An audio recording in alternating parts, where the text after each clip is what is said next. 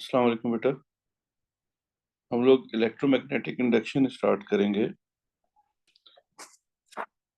इसमें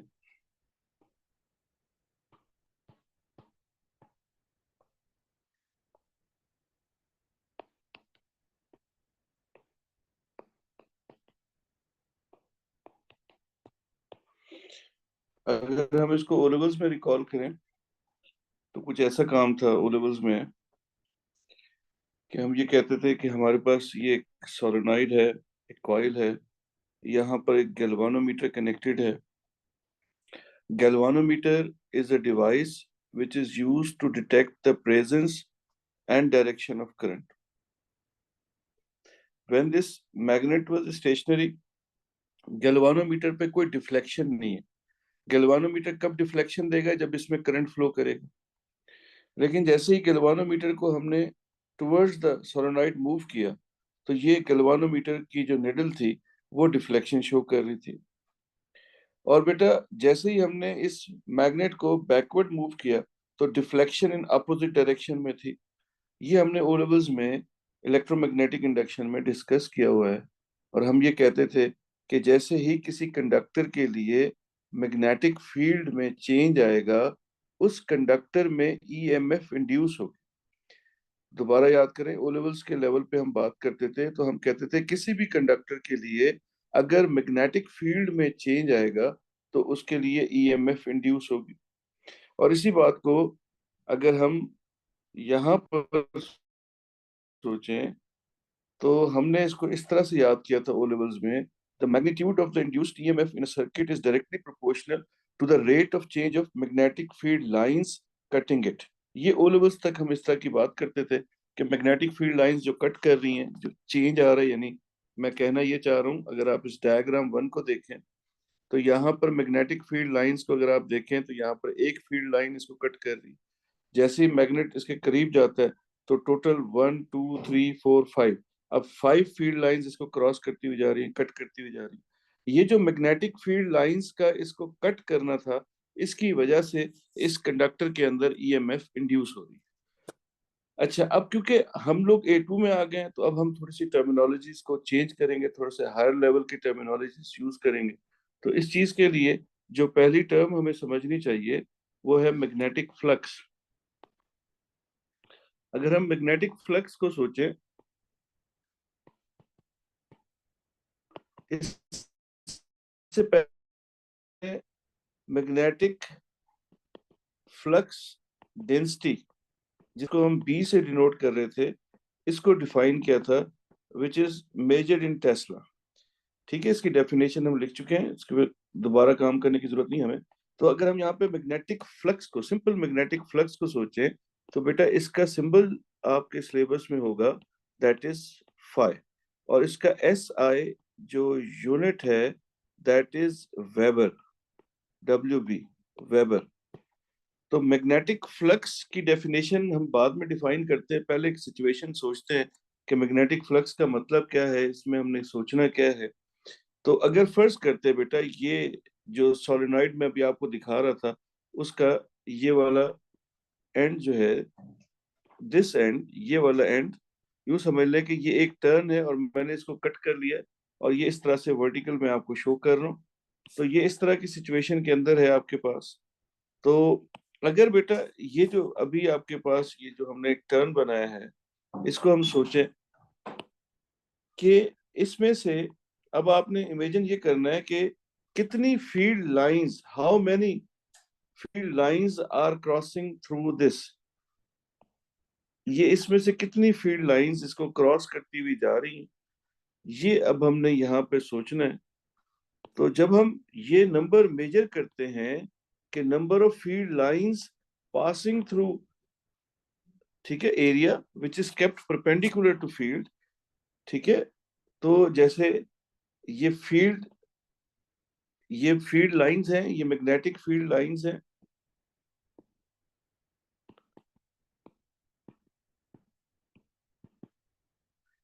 तो magnetic field line से ये जो एरिया है दैट इज हेल्ड परपेंडिकुलर। अब बेटा अब यहाँ पर समझने की जरूरत है एक चीज, यहाँ दो चीजें बड़ी इंपॉर्टेंट हैं। जो मेरे ख्याल से बहुत क्लियर होनी चाहिए यहाँ पे। ये जो मैं इस वक्त लाइन ड्रॉ कर रहा हूँ, या मैं इसको शेड कर देता हूँ, ज्यादा बेहतर है कि ये हमारे पास जो मैं ये शेड कर रहा हूँ, ये प्लेन है। तो बेटा, क्या कोई मुझे बता सकता है कि ये जो प्लेन है इस कॉइल की, इस प्लेन से कितने एंगल पे है मैग्नेटिक फील्ड?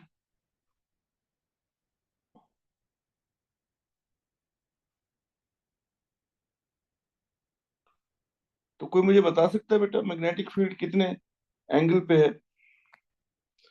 तो अगर आप मैग्नेटिक फील्ड को सोचें तो this magnetic field is at right angle to the plane. ठीक है, प्लेन से 90 डिग्री पे है, बिल्कुल ऐसे ही है। तो बेटा, मैग्नेटिक फील्ड एंड प्लेन, इनके बिटवीन जो एंगल है राइट नाउ, वो एंगल जो है वो 90 डिग्री है। ठीक है, तो इसमें से जब मैग्नेटिक फ्लक्स पास कर रहा है, जबकि आपने इस एरिया को परपेंडिकुलर रखा हुआ है, उस वक्त जो प्लेन है उससे मैग्नेटिक फील्ड का एंगल 90 डिग्री है। अच्छा, अब बेटा इसमें मैथमेटिक्स में हम लोग प्लेन्स को जब वेक्टर्स में कन्वर्ट करते हैं, तो हम क्या करते हैं बेटा, हम प्लेन का वेक्टर कैसे ड्रॉ करते हैं, एरिया का वेक्टर हम यहाँ पर इस प्लेन से एक परपेंडिकुलर ड्रॉ करें। ये प्लेन से जब आप परपेंडिकुलर ड्रॉ करेंगे तो ये एरिया का वेक्टर होगा, इसको वेक्टर एरिया ए कहते हैं। ये इंजीनियरिंग में जाके एरिया वेक्टर कैसे बनता है इसकी एक थ्योरम होता है, यहाँ पर उसकी जरूरत नहीं है, मैं उसमें नहीं जा रहा। तो अब दो तरह से बेटा बोर्ड की किताबों के अंदर ये इस तरह से सोचा जाता है, जो आप एंट्री टेस्ट पढ़ेंगे उसमें ऐसा सोचा जाएगा कि ये जो प्लेन है, इस प्लेन से परपेंडिकुलर आपके पास एरिया होगा। आपने मैग्नेटिक फील्ड और इस वेक्टर के दरमियान एंगल को सोचना है। तो अगर आप इस वेक्टर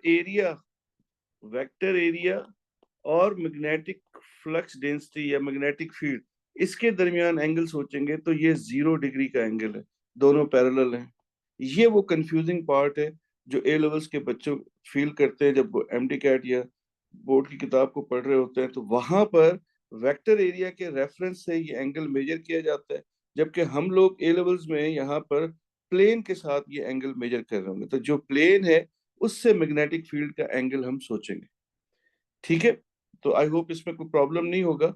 तो ये बात तो सबको समझ में आ गई है कि कितनी फील्ड लाइंस इस एरिया में से क्रॉस कर रही हैं, हम उसकी मेजरमेंट करना चाह रहे हैं, और जब हम उसकी मेजरमेंट करेंगे तो वो मेजरमेंट क्या कहलाएगी, वो मैग्नेटिक फ्लक्स कहलाएगी।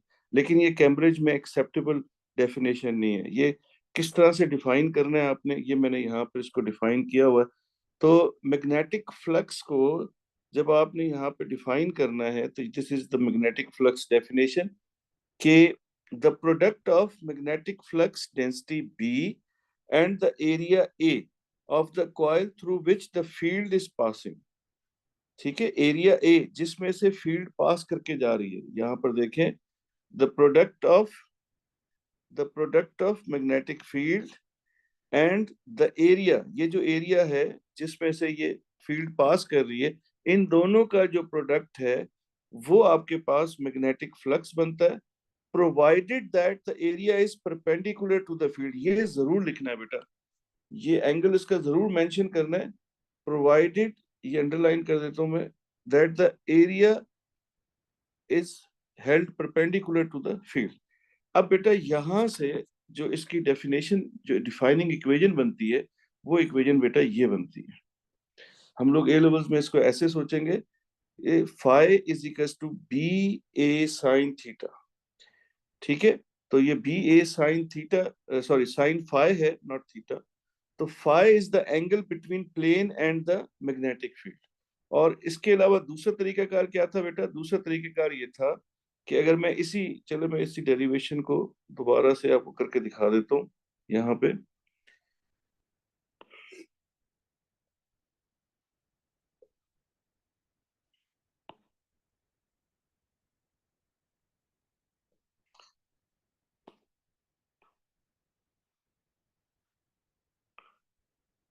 ये आपकी मैग्नेटिक फील्ड आ गई,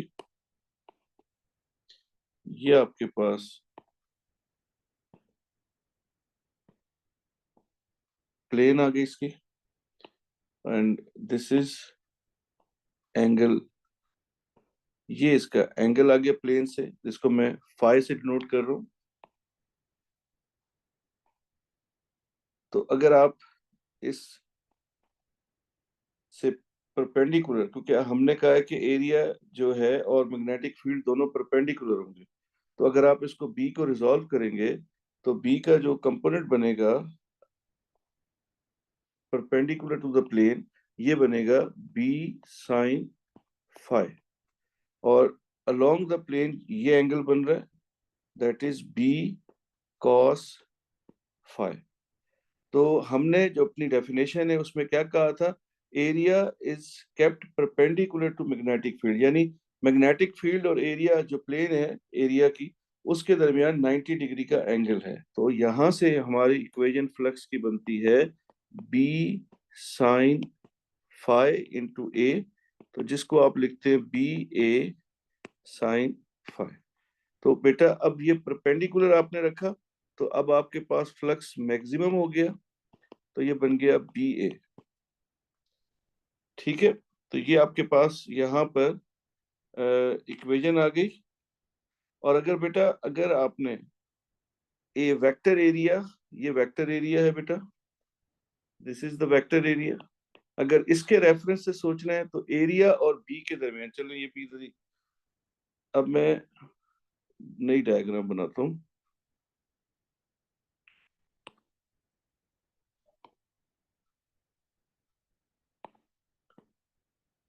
अगर आप एरिया का वेक्टर ड्रॉ करेंगे तो this is the vector area A, और अगर मैं यहाँ पर मैग्नेटिक फील्ड को रिप्रेजेंट करूं, फर्ज करते हैं that is the magnetic field B, तो the angle between vector area A and B, this is theta. While what we considered, हम A levels में ये consider कर रहे हैं कि प्लेन से ये एंगल जो है that is phi। तो मार्किंग स्कीम में बेटा ये लिखा हुआ होगा flux is equals to B A sine phi या साइन थीटा, वट एवर, मैं यहाँ पे फाई के तौर पे इसका एंगल ले रहा हूँ। ठीक है, तो अगर आपने ये एंगल कंसीडर करना है थीटा, ये वाला, तो विद रिस्पेक्ट टू दैट आपको इसको रिजॉल्व करना पड़ेगा। किसको रिजॉल्व करना पड़ेगा बेटा, बी को रिजॉल्व करना पड़ेगा विद रिस्पेक्ट टू एंगल। तो एंगल के सामने आपको पता है बेटा ये होता है बी साइन, एंगल के सामने साइन थीटा बनेगा, और ये वाला कंपोनेंट बनेगा बी कॉस थीटा। तो फ्लक्स की इक्वेशन आ गई बी कॉस थीटा इंटू ए, तो बी ए कॉस थीटा, ये लिखा होता है बेटा बोर्ड में, हम जब एमडी कैट वगैरह पढ़ाते हैं या वैसे भी कई जगहों पे बेटा, अगर वो आपको वेक्टर एरिया और बी का क्वेश्चन में कह दे एंगल, तो वो ये एंगल होगा। ठीक है, और प्लेन से ये एंगल बनेगा। अब आपने सिचुएशन देखनी है, ए लेवल्स में 99% we will consider this plane and magnetic field angle, nothing else. ठीक है, तो ये एक बड़ा कंफ्यूजिंग पार्ट है इसके अंदर। तो मेरा ख्याल है कि ये जो कंफ्यूजिंग पार्ट है ये यहाँ पे मैंने एड्रेस कर दिया। ये बच्चे अक्सर मुझसे पूछते हैं सर मार्किंग स्कीम में बी ए साइन लिखा हुआ है और जबकि किताब के अंदर कॉस थीटा है, तो अब डिफरेंस समझ में आना चाहिए, साइन थीटा कहाँ होगा, कॉस थीटा कहाँ होगा, कौन से एंगल पे साइन बनेगा, कौन से एंगल पे कॉस बनेगा। अब बेटा इसके साथ पहली टर्म तो मैंने कहा था मैग्नेटिक फ्लक्स आ गई, अब इसके साथ एक टर्म और है that is called magnetic flux linkage. Magnetic flux linkage जो है, इसको अगर मैं यहाँ पर समझाऊं आपको कि ये आपके पास फर्ज करते हैं मैग्नेटिक फील्ड लाइंस हैं। अब ये मैग्नेट यहाँ से मूव करके फर्ज करते यहाँ आ गया, तो ये मैग्नेटिक फील्ड लाइंस पहले इस एक टर्न को लिंक कर रही थी, कट कर रही थी। जैसे मैग्नेट नीचे आएगा अब ये दूसरे टर्न को लिंक करती जाएंगी, कट करती जाएंगी, ऐसे जैसे जैसे magnet relative to this towards move कर रहा है, या ये कॉइल मूव कर रही है, बात एक ही है। दोनों में से कोई भी चीज मूव करे तो जो फील्ड लाइंस होंगी वो कितने टर्न्स को कट करती हुई जा रही है, कितने टर्न्स को डिस्टॉर्ट करती हुई जा रही है, ये अब आपने यहाँ पर इसको देखना होता है मैग्नेटिक फ्लक्स लिंकेज को। तो कैम्ब्रिज में मैग्नेटिक फ्लक्स लिंकेज कैसे डिफाइन होगा? The product of number of turns of coil, coil लिखना भूल गया,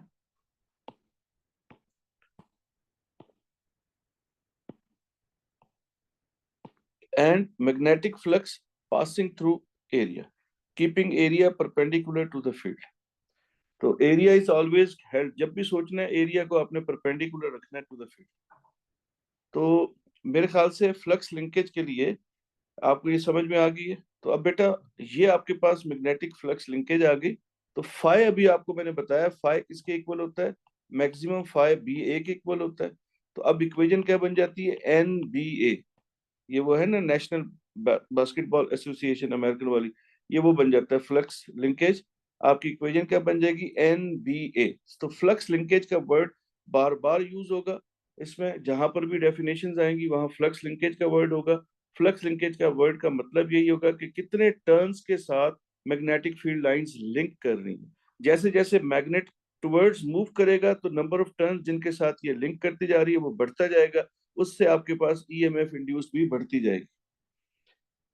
तो अभी तक की डिस्कशन में मैंने कोशिश की है, जो सबसे कॉमन प्रॉब्लम होता है कि साइन थीटा कॉस थीटा कहाँ पे आता है फ्लक्स में, वो आपको समझा दी। और साथ में फ्लक्स की जो स्टैंडर्ड डेफिनेशन आपको याद करनी है सीआईएस के लिए, वो डेफिनेशन ये आ गई। फ्लक्स लिंकेज की डेफिनेशन आ गई। फ्लक्स लिंकेज की दो इक्वेशंस हैं, एन इंटू फाइव या एन बी ए, बात एक ही है। तो अच्छा एक चीज और है, तो बेटा यहाँ पर अगर आप गौर करो तो एन का तो कोई यूनिट नहीं होगा, तो फ्लक्स लिंकेज का यूनिट क्या बनेगा? फ्लक्स लिंकेज का एस आई जो यूनिट होता है वो वेबर होता है। ठीक है। अब बेटा यहाँ से क्लासिकल एक लॉ आ जाएगा, फेराडेज लॉ। फेराडे हमने ओ लेवल्स में पढ़ा था, उसी को मैंने अभी आपको बताया भी था नोट्स में से। द इंड्यूस्ड ईएमएफ, जो भी इंड्यूस्ड ईएमएफ होगी उसका कॉज क्या है? वो उसका कॉज होता है मैग्नेटिक फ्लक्स लिंकेज का चेंज। तो induced EMF is directly proportional to the change in magnetic flux linkage. ये इसमें फिर चेंज लिखना मैं भूल गया।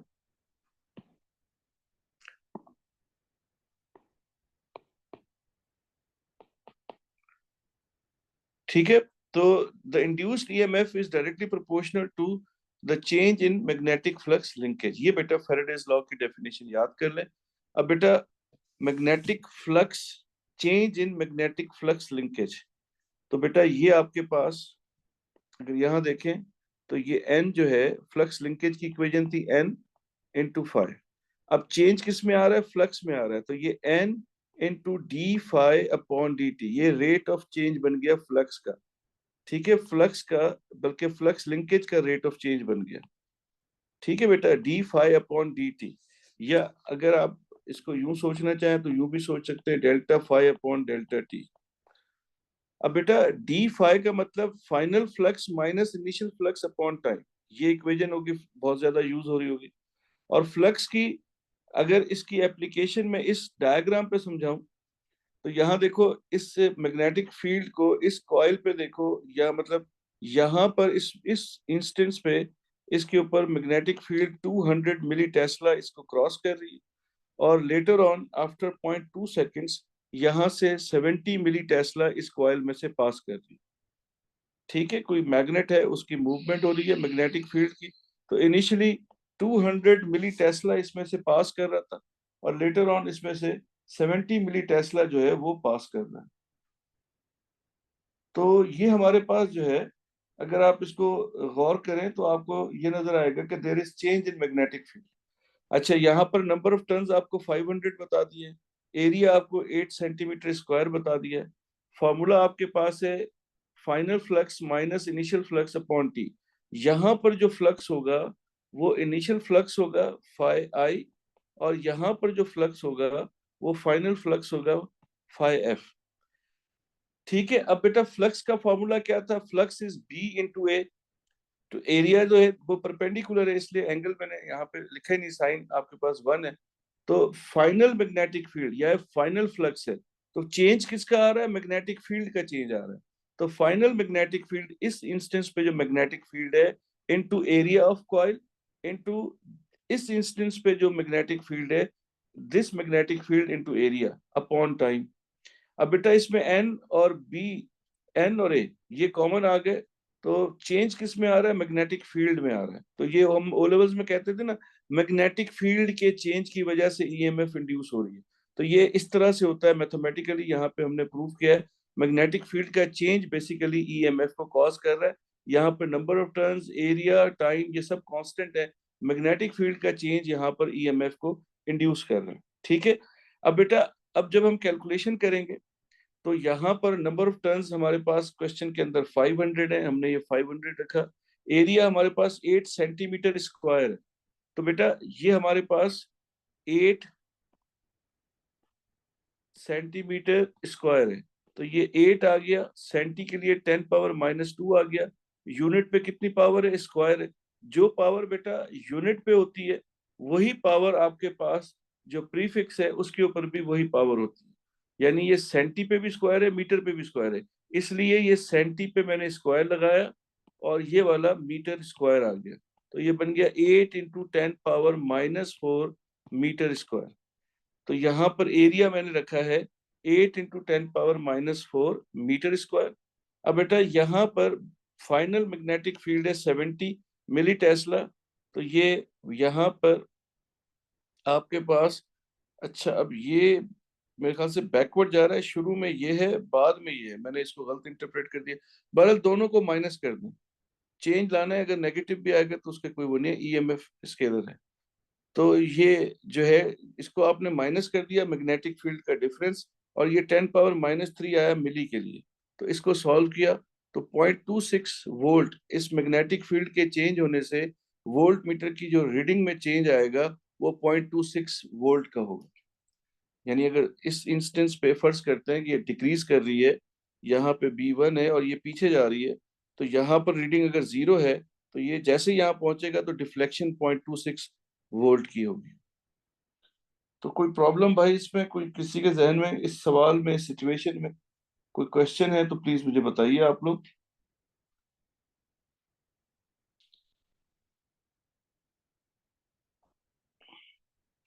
चलें तो अच्छी बात है।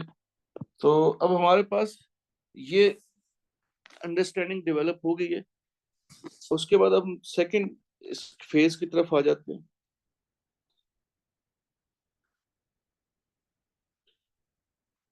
कॉइल के रोटेशन को भी सोचने चले।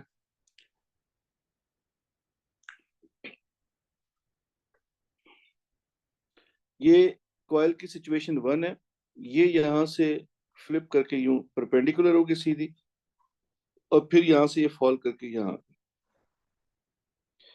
जो सिचुएशन 1 है इसमें से देखें कोई भी फील्ड लाइन पास नहीं कर रही, तो मैग्नेटिक फ्लक्स 0 है। यहाँ से यहाँ जाते हुए मैग्नेटिक फ्लक्स इसका मैक्सिमम हो गया, और मैग्नेटिक फ्लक्स क्या बनेगा? NBA, जितने भी नंबर ऑफ टर्न्स होंगे इंटू B × A। ठीक है।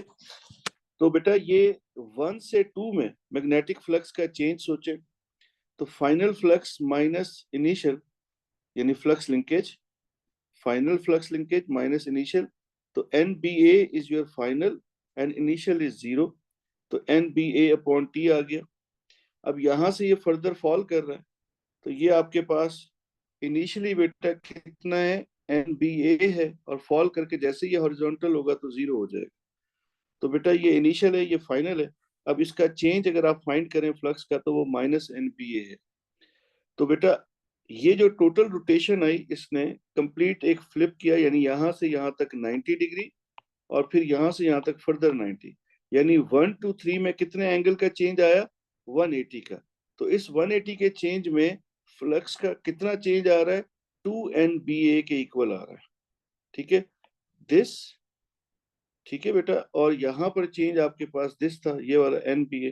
तो दोनों को अगर ऐड करेंगे तो 2NBA आ जाएगा। तो 1 2 3 तक जो टोटल फ्लक्स का चेंज है ये ऐड हो जाएगा ना बेटा, दिस माइनस दिस, तो माइनस माइनस प्लस हो जाएगा, NBA माइनस माइनस NBA। तो ये आपके पास क्या आ जाएगा, चेंज निकालना है ना बेटा आपने, इसलिए ये माइनस कर, तो ये आपने इनको जब देखा तो ये ऐड हो जाएंगे, 2 NPA बन जाएगा। तो ये फ्लक्स का लिंकेज का चेंज आ गया 2 NPA, तो ये यहाँ पे टोटल फ्लक्स लिंकेज 2 NPA/T, यानी जब कॉइल 180 डिग्री टर्न करती है उस वक्त फ्लक्स लिंकेज का चेंज 2 NPA होता है। ठीक है, तो पूरी रोटेशन में 4 NPA का चेंज होगा। भाई कहीं पे भी कोई आपको अगर प्रॉब्लम हो, डिफिकल्टी हो तो मुझे बताइएगा। ठीक है, अब बेटा Lenz law basically direction of induce current को डिफाइन करता है। इसमें यह है कि induce current always flows in a direction which opposes the change causing it. अब इसको समझते हैं। यहाँ पे फर्ज करते हैं ये मैग्नेट ऑसिलेटिंग है, हमने इसको पुल किया नीचे और मैग्नेट को छोड़ दिया तो ये यूं वाइब्रेट कर रहा है। जब ये नीचे टुवर्ड्स द इस सोलेनॉइड मूव करता हुआ जा रहा है तो बेटा यहाँ पर मैग्नेटिक फ्लक्स बढ़ रहा है। अब इसके लिए, इस कॉइल के लिए मैग्नेटिक फील्ड का चेंज आ रहा है। अब जैसे ही इस कॉइल के लिए मैग्नेटिक फील्ड का चेंज आएगा तो इस चेंज की वजह से बेटा इस कॉइल के अंदर एक ईएमएफ इंड्यूस होगी। अब जैसे ही कहीं पे, जैसे ओहम ने कहा कि जहां पर भी पोटेंशियल डिफरेंस आएगा, जहां पर भी ईएमएफ आएगी वहां पे करंट इंड्यूस होगा। तो यहाँ पर जैसे ही मैग्नेटिक फील्ड फ्लक्स का चेंज आया फॉर दिस कॉइल, इस कॉइल के अंदर एक ईएमएफ इंड्यूस हुई। उस इंड्यूस्ड ईएमएफ की वजह से क्या हुआ, इसके अंदर एक करंट ड्राइव करने लग गया। अब ये करंट जो ड्राइव कर रहा है ये ऐसे ड्राइव करेगा, इस तरह से फ्लो करेगा कि ये जो इंक्रीजिंग मैग्नेटिक फील्ड है ये इसको रोकना चाहेगा कि यार ये जो इंक्रीज हो रहा है ये इंक्रीज ना हो। तो इसको, इस इंक्रीज को रोकने के लिए ये जो करंट इंड्यूस होगा ये एक ऐसी मैग्नेटिक फील्ड बनाएगा जो इसको क्या करेगी बेटा, इस नॉर्थ पोल को रिपेल करेगी क्योंकि ये इसके करीब आ रहा है। यानी जब मैग्नेटिक फ्लक्स लिंकेज बढ़ रही होगी तो ये कॉइल उसको अपोज करेगी, रिपेल करेगी, यहाँ पे रिपल्जन होगी, ये इसको रिपेल करेगी। ठीक है, दोबारा से सोचें सारे फिनोमिना को कि अगर हम इसको सोचें तो the coil cuts the magnetic flux of magnet, यानी ये जो मैग्नेट, ये कॉइल है, यहाँ से मैग्नेटिक फील्ड मूव कर रही है, जैसे जैसे मैग्नेटिक फील्ड नीचे की तरफ आ रही है तो ये कॉइल इस मैग्नेटिक फ्लक्स को कट कर रही है। इसकी वजह से एक ईएमएफ इंड्यूस होगा। वो इंड्यूस ईएमएफ जो है क्या करेगा, drives induce current which flows to oppose the change which is causing it. तो यहाँ पर ये करंट ऐसे फ्लो करेगा कि ये जो करीब आ रहा है मैग्नेट, ये चाहेगा कि इसके करीब ना आए, ये इसको रोकना चाहेगा। तो जब इसको रोकना चाहेगा तो यहाँ पे ये नॉर्थ पोल बन रहा है। तो अगर आपको याद हो, आप लोगों ने इलेक्ट्रोमैग्नेटिज्म में आपने शायद, आपको याद हो, इसमें शायद है राइट हैंड रूल, मैं देखता हूँ 1 मिनट।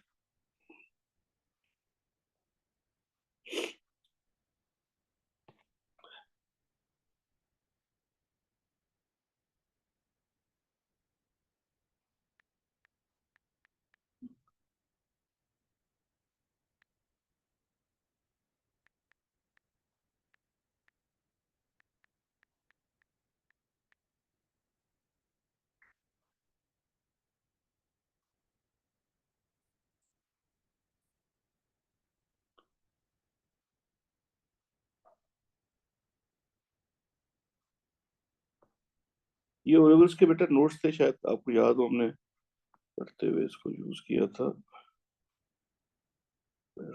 कॉइल ढूंढनी पड़ेगी, 1 मिनट।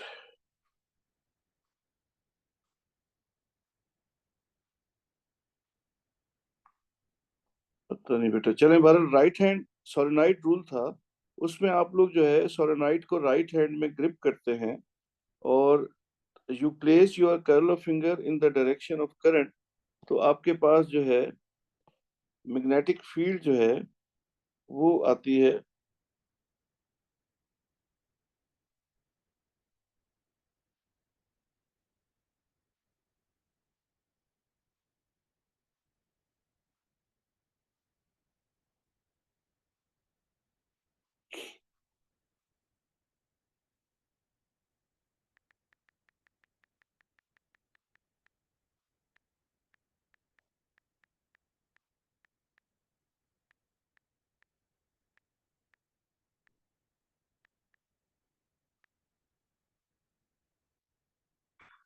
चलें भाई, ठीक है बेटा, मैं कल इसको फिर। तो हमारे पास यहाँ पर अगर आप देखें तो एक चीज होती थी ओ लेवल्स में, पता नहीं आपको याद है नहीं याद, कि अगर हम यहाँ से देख रहे हैं ये एंड जो ओपन होता है, जो एंड ओपन होता है कॉइल का, हम यहाँ से इसको व्यू कर रहे होते हैं। ठीक है, ये यहाँ से नहीं, यहाँ से व्यू कर रहे हैं, ये एंड ओपन है। तो अगर हमारे पास इसको आप सोचें तो ये करंट कौन सी डायरेक्शन में फ्लो कर रहा है, तो ये एंटी क्लॉकवाइज डायरेक्शन में फ्लो कर रहा है। अगर आप यहाँ से देखें और करंट आपको एंटी क्लॉकवाइज डायरेक्शन में मूव होता हुआ नजर आए, तो इसका मतलब होता है यहाँ पर कॉइल का नॉर्थ पोल बन रहा है। ये ओ लेवल्स में सिखाया था।